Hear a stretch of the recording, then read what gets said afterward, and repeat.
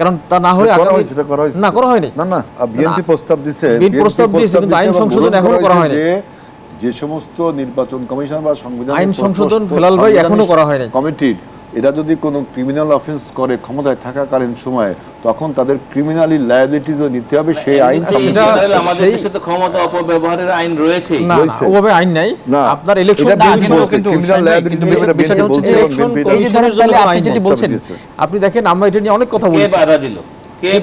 কে বাধা দিল? দৃশ্যমান কোন পলিটিক্যাল পার্টি কি বাধা দিয়েছে? অদৃশ্যমান কমিউনিস্ট পার্টি কোন জায়গায় কি বাধা দিয়েছে? বলতেছি যে আগে গত 17 বছরে যে 3-4টা ইলেকশন হয়েছে, সেই ইলেকশনগুলো যেভাবে হয়েছে সামনের ইলেকশনের জন্য সেভাবে না হয়, এই জন্য আমরা সংস্কার চেয়েছি।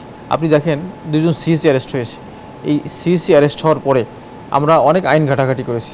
আইন ঘাটাঘাটি করে দেখা যায়নি যে নির্বাচন কমিশন সংক্রান্ত যে আইনগুলো আছে তাতে কোথাও তাদের লায়াবল করা যায়।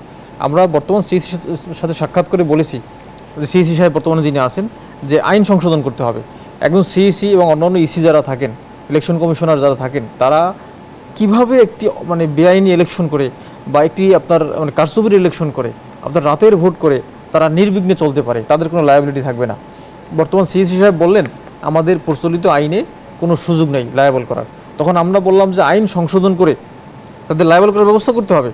যদি তা না হয় তাহলে তো এরকম ইলেকশন আরও হবে। তারা যদি খেয়াল করে যে আগামীতে অমুক দল ইলেকশনে যাবে, সুতরাং আমি কিন্তু একটা বেসিক পার্থক্যের কথা বলি। এখন এই ইলেকশনটা তো হবে ইউনূস সরকারের আন্ডারে, জি, যদি এখনকার বাস্তবতা থাকে। 2 নম্বর হচ্ছে যে সামনের ইলেকশনের কথা বলা হচ্ছে কেয়ারটেকারের আন্ডারে হবে। বেসিক পার্থক্যের জায়গা হাসিনার আমলে যে ইলেকশন হচ্ছে হাসিনার আন্ডারে, জি, তারপরে ইলেকশন ভালো হবে না বলছেন? না, ইলেকশন ভালো হবে না বলতে কি, আপনি দেখেন বর্তমান সিইসি যারা আছেন, ইসি ইলেকশন কমিশন এবং সিইসি, ইলেকশন কমিশন তো কিছু করতে পারে না। আমি বলছি আপনাকে, এখন ইলেকশন কমিশনের যদি কোনো আইন না থাকে যে এই ইলেকশন কমিশন যদি একটা দুর্নীতিমূলক ইলেকশন করে যদি বিদায় নেয়, তার পরবর্তীতে একটা সরকার আসলো, এখন ইলেকশন কমিশনের যদি কোনো লায়াবিলিটি না থাকে, কোনো দায়বদ্ধতা না থাকে, তাহলে আপনি তাদের লায়াবল করবেন কীভাবে? আইন তো নাই। একটা আপনার হলো কারচুপির ভোট, আপনি ইলেকশন করলেন, কারচুপির ভোট করলেন, আপনি হলো রাতের ভোট করলেন, তার পরবর্তীতে যদি আইনে যদি সুযোগ না থাকে যে এদেরকে লায়াবল করা যাবে না। আপনার কি মনে হয় না যে সব মানে এখন এই যে সোশ্যাল মিডিয়ার যুগ, এআই যুগ বা টেলিভিশন মিডিয়া বলি, ফেসবুক বলি, মানুষের হাতে হাতে ক্যামেরা, ফোন, এবং আমাদের এবার যেটা বলা হচ্ছে যে সামনের ইলেকশন প্রত্যেক এতেই সিসিটিভি ক্যামেরা থাকবে, সব মিলিয়ে টাফ হচ্ছে না দিন দিন? আপনার কথা ঠিক আছে, কিন্তু আপনি দেখেন আমি যে দুটো কথা বললাম, যে 2জন সিইসিকে আপনি এই অন্যায় বা জালজালিয়াতির ভোট করার জন্য কোন আইনে বিচার করবেন? আপনি এখন রেগুলার আইনে তাকে একটা মার্ডার কেসে অ্যারেস্ট করা হলো, এখন তাকে তো লায়াবল করতে হবে যে স্পেসিফিক্যালি যে আপনি কারচুপির ভোট করছেন, রাতের ভোট করছেন, সুতরাং আপনি লায়াবল। আমরা যখন বললাম এই আইন সংশোধন করতে হবে আগামী ইলেকশনের আগে, কারণ তা না হলে না করা হয়নি। না না, বিএনপি প্রস্তাব দিয়েছে, কিন্তু আইন সংশোধন এখনো করা হয়নি।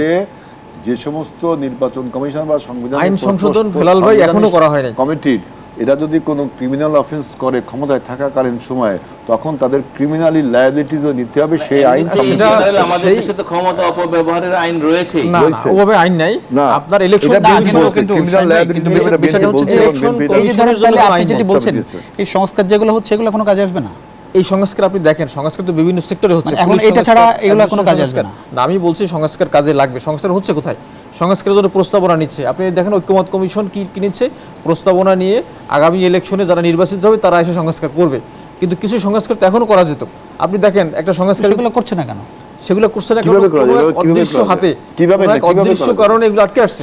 এটা কিভাবে করা যায় আমি একটু বলি ভাইয়া, এই যে আপনার হলো দেখেন, আপনার হলো পৃথক সচিবালয় করার জন্য আইন মন্ত্রণালয়ের পৃথক সচিবালয় সুপ্রিম কোর্টের অধীনে করার জন্য একটা অর্ডিন্যান্স আসলো।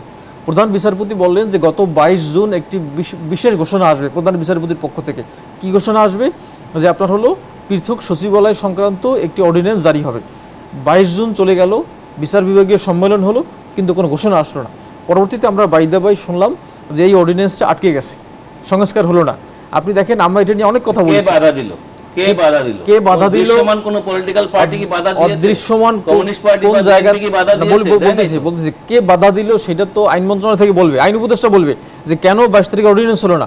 প্রধান বিচারপতি প্রকাশ্য ঘোষণা দিলেন যে একটা বিশেষ সুসংবাদ আসতেছে সবার জন্য, দেশের জন্য, জাতির জন্য, যে আইন মন্ত্রণালয়, আইন সচিবালয় সুপ্রিম কোর্টের অধীনে আসবে। কিন্তু সেটা হইল না। এটা হইলে কি হইতো? বাংলাদেশে বলছি বাংলাদেশের বিশাল বিপ্লব ঘটে যেতে পারতো। আপনার অধস্তন জুডিশিয়ারিকে কাজে লাগিয়ে শেখ হাসিনা যেভাবে ফেসিবাদ মানে ধরে রাখছে, আপনার বিরোধী দলের নেতা মানে যারা নেতা কর্মীদেরকে শাস্তি দিয়েছিল, জেলে নিয়েছিল, রিমান্ডে দিয়েছিল, সেগুলো কিন্তু হইতো না। কেন হইতো না? আপনার একজন বিরোধী দলের নেতাকে অ্যারেস্ট করতে হবে, আইন মন্ত্রণালয় থেকে বলতো পুলিশকে অ্যারেস্ট করো, আর জজ সাহেবকে বলতো তুমি একে রিমান্ডে দিয়ে দাও, 10 দিন রিমান্ডে দাও, 20 দিন রিমান্ডে দাও, সেভাবে হইতো। কিন্তু যদি জুডিশিয়ারি এভাবে সুপ্রিম কোর্টের অধীনে আসতো, তাহলে কিন্তু রাজনীতিবিদরা এটা পুরো করতে পারতেন না, এখানে প্রভাব সৃষ্টি করতে পারতেন না।